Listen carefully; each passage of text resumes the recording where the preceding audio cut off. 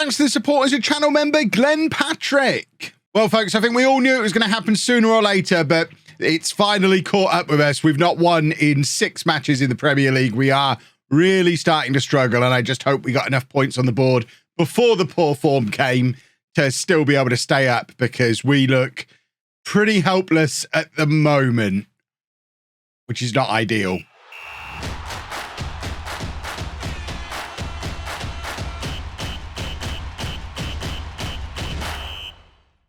Hello and welcome to Club 2, Part 18 of Non-League to Legend. I'm Kevin. Coming up on today's episode, we have 2 games for you in the Premier League. We're at home against Leicester, away against Everton. Since you were last with me, as mentioned, it's been poor. Goodness me, it's been poor. We got knocked out of the EFL Cup by Chelsea in the quarterfinal on penalties, and from that point on, we've not looked back. That 4-4 draw against Southampton stung particularly hard, because I think this, combined with the Chelsea game, really did knock the stuffing out us a little bit. As you can see, we were 4-1 up after 54 minutes and ended up drawing 4-4 in that match, and that hurt. We then drew against Fulham in the next game. We were ahead in that one as well. Narrow defeat against Norwich, and then it starts to become a thing. We've not won in 4 matches. We draw with Bournemouth. We draw again with Championship Forest in the FA Cup 3rd round, followed by losing at home to Spurs. We did actually make it past Forest in the replay of the FA Cup game, but then another narrow defeat against Southampton. The key thing is we're not getting thumped in any of these matches. We were ahead in a few of them and ended up drawing. And, you know, the ones we've lost have been by the odd goal. We've not lost by, in fact, none of them were more than just 1-0 wins. The only problem is they're accumulating now. We've not scored a Premier League goal in 4 matches.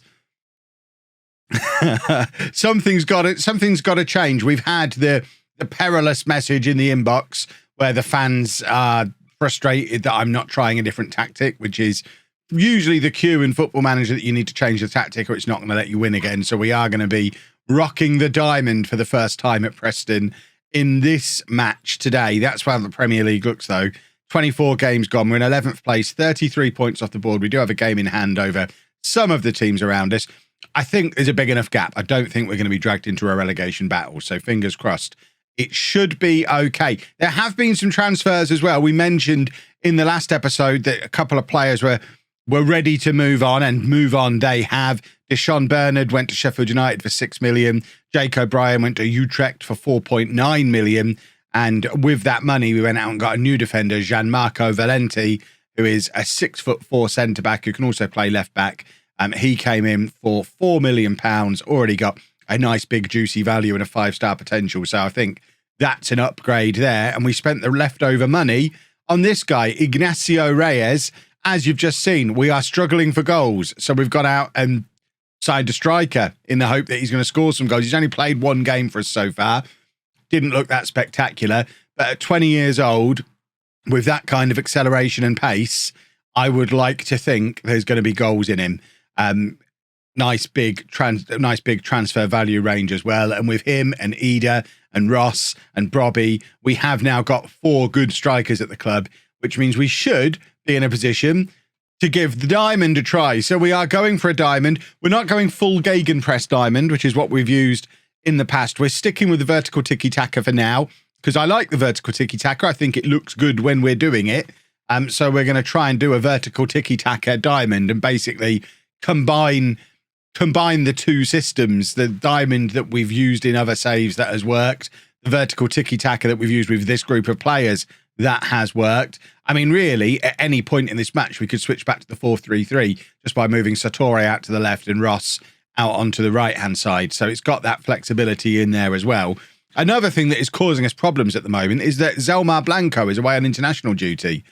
So he's missed the last 3 matches as a combination of international duty and an injury. And I don't think that helps. Josh Clark, probably not a Premier League goalkeeper. We sold Nichols because we didn't expect to ever use him again. We had Clark and Kovacic as backup goalkeepers. And now we're kind of stuck with Josh Clark in goal, who you've just seen from the schedule isn't being absolutely battered, but it does lower the overall quality of the team. So I don't know.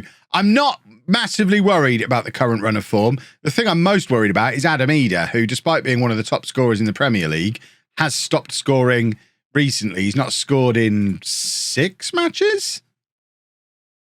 5 matches. You have to go all the way back to Fulham there for Adam Ida's last goal. And even then, he only scored once in all of December and once in November. So he got all of his goals early on. He's only got 2 goals in the last 3 months, which is one of the other reasons why we've gone out and signed a new striker and why Ida isn't playing up front, despite the fact that we've got 2 strikers starting the match. So it's going to be a first time up front for Russell Ross, who looks like he's got all the things that he would need to be able to play as a striker. We've never used him there. But theoretically, he should be able to do it. And Reyes on his second match for the club. Hopefully we'll get a little bit more out of him with a strike partner. So the team for the game against Leicester, it's Clark in goal, hopefully for the last time. Blanco should be back in 5 days. I think that means we've got to do one more match without him.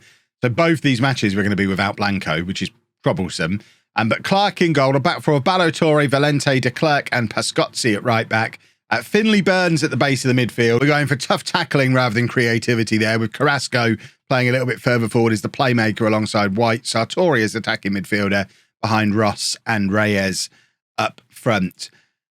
I don't know if this is going to work. This is a completely untried tactic, but it is the one that we've been training pretty much for the last 6 months or so. Longer than that, probably, maybe 18 months. When did we start using the 4-3-3 vertical tiki-taka? Basically, as soon as we did that, we started training a vertical tiki-taka diamond as well. So this has been a system that we've had in the chamber ready to go for some time. So theoretically, everyone should know how to do it. But it is completely untried and we don't know if it's going to work. So we could really use one of those Football Manager style recoveries because you magically change the tactic, aren't you a clever boy situations. And Valente has hit the post from range. That would have been quite the way for him to introduce himself to you lot. Carrasco with the corner at the far post looking for de Klerk, but his header is straight into the hands of the Leicester goalkeeper, and they're trying to now beat us at our own game, playing it out from the back, but then lumping it across the other side of the pitch. They've still got Maddison all these years in the future. Maddison stayed at Leicester. Valente very nearly introducing himself in the worst possible way after the opportunity to do it in a fancy way. Carrasco plays it to Pascozzi, who's got options ahead of him, but gives it back to Carrasco. Pascozzi again, and now it's back with de Klerk.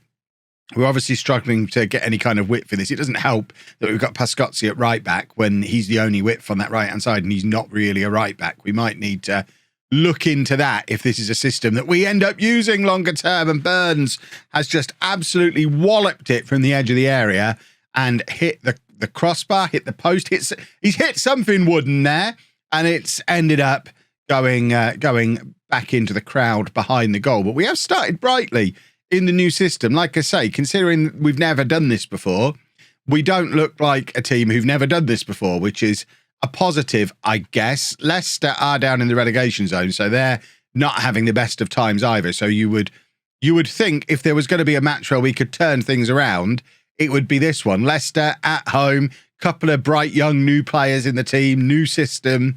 It feels like the day where things start to turn back in our direction again. But without having a Premier League goalkeeper in the team, there's always the worry that if Leicester get one good opportunity, we're going to struggle to defend it. Valente's done very well there to take the ball off Maddison and get straight back up to put him back under pressure again. And the ball over the top, once again looking for Maddison, is dealt with by Ballo-Touré, and Valente back to Clark, who just lumps it forward, looking for Reyes, who does win the flick on. I don't think Ross was expecting him to, so he'd kind of drifted back almost behind Reyes and meant that the flick on was utterly pointless in the end. That's good work from Carrasco, though. Now de Klerk playing it back to Clark, and Valente again looking for options ahead of him. There's Harvey White, and now Sartori has dropped very deep there, and Ballo-Touré, and it's back to Valente. And this is why I like the vertical tiki-taka. We just knock the ball around, keep possession, and Ross, he's in on goal here, and he must have been offside. I mean, he looked so far off, but I don't know. I mean, ref, we'll take it. We'll have that as a goal if the option is available to us. Thank you, referee. Very kind of you. Let's have a look at it from the other angle. I mean, there's the potential that this ball was played backwards. I don't think it was, and I think he's offside. Well, we need the lines. Get the lines on there. Not that I'm trying to convince the ref to disallow this, but I mean, it has been played backwards. Well, there you go. It didn't look like it, but It has been. I mean, it did. I guess it kind of did from the original one. But Ross has got a goal. Lovely. I'll take it.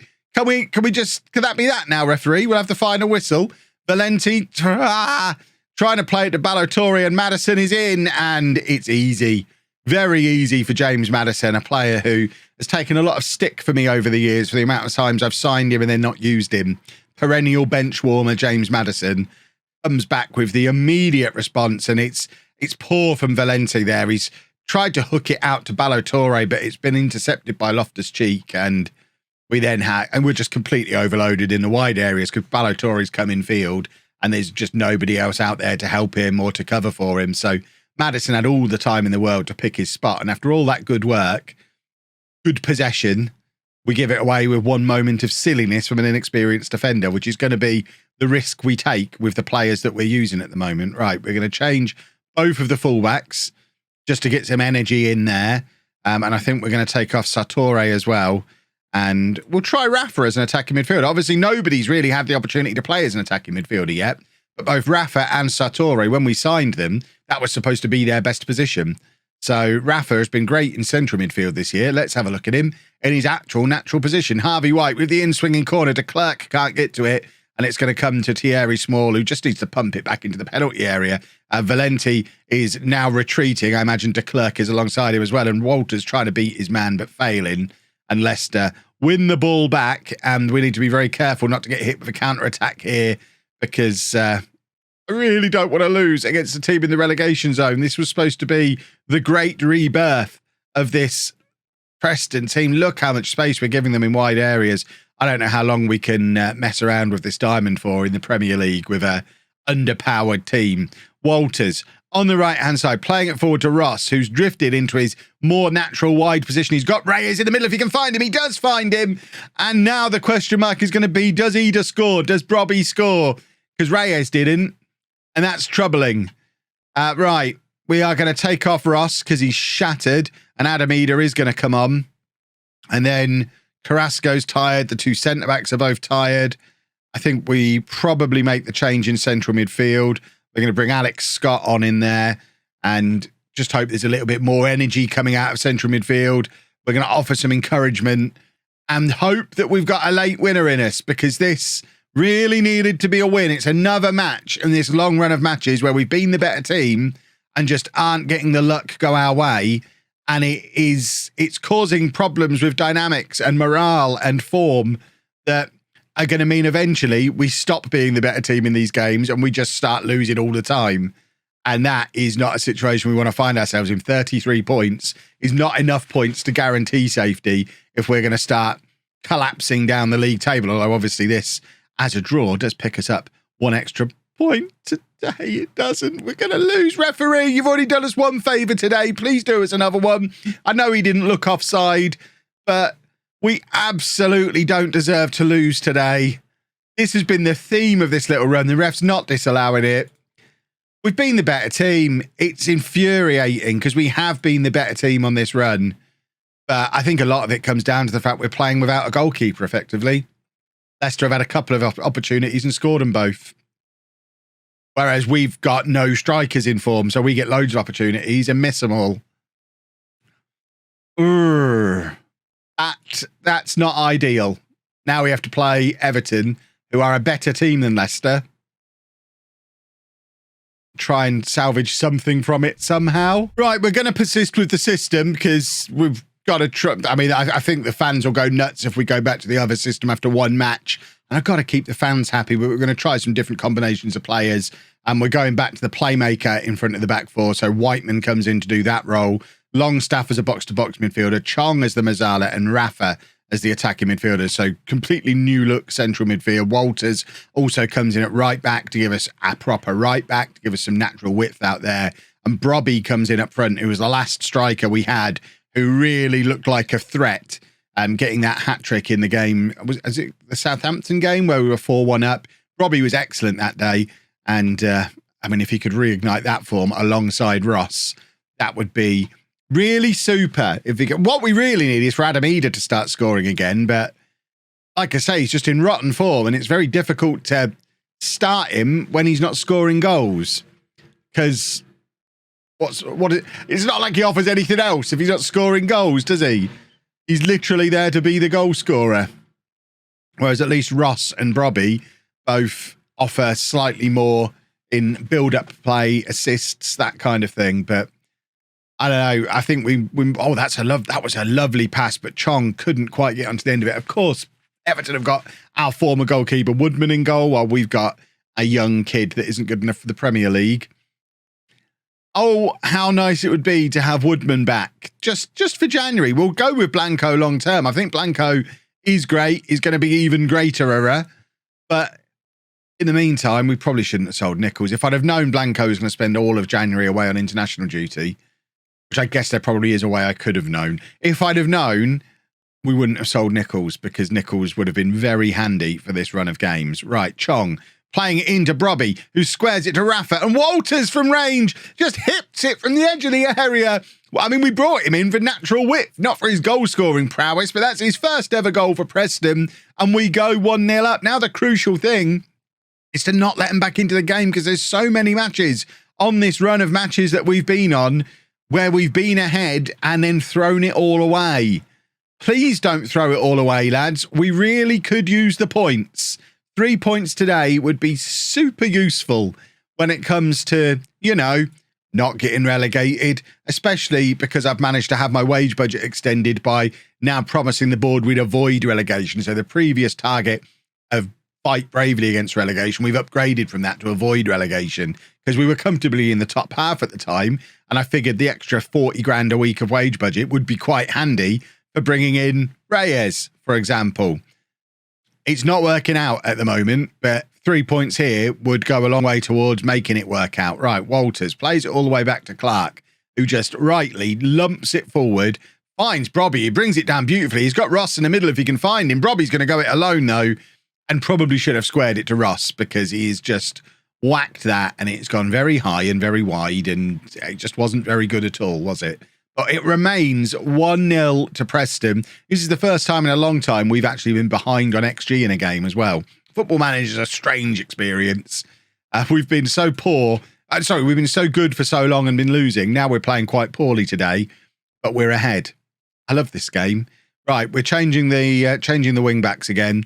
We're going to... Is Thierry Small not on the bench? Okay, Ballo-Touré stays on. We're not going to mess around too much there, but we are going to take off Brobby and bring on Ida and give him 20 minutes to try and fire himself back into some form. And I think we take off Valenti as well and bring on Finley Burns just to cover the fact that Valenti's on a yellow card. He's starting to tire a little bit. He's played a lot of football since arriving, and now De Klerk is injured, and Pascozzi's going to have to come on with him. Well, he's not injured, he's just tired. So we've now changed both centre-backs, which is never a good plan. And we're going to take off Longstaff and bring on Alex Scott in midfield again. And we've got to hold on for 10 more minutes. Come on, chaps. Let's hold on for 10 more minutes. Pick up a win.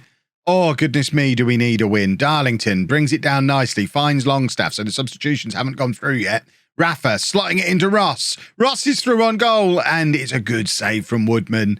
And now I think the substitutions will go through, so we've got big Finley Burns in the middle there. We don't find him. Rafa with the free kick. Lumps it forward. He is going to find Finley Burns, but his header is straight into the hands of Woodman. Still just about 10 minutes to go in this football match. Time seems to be moving very, very slowly. Can we just have the final whistle, please? Good work from Scott. And it ends up finding Adam Ida, who shoots from range. And that's what's been happening a lot with Adam Ida lately. Just can't hit the target. I don't know what's happened with him. Something has changed and he has just fallen out of form. And it's not great. I mean, I don't want to blame it on him getting his goal bonus for the season, but he got his goal bonus for the season and hasn't bothered scoring since. So I'm trying not to read too much into that. Rafa from range. We're peppering the goal now as we are doing the best kind of defence, which is just attack constantly. If the ball's in the Everton half, they ain't scoring goals, are they?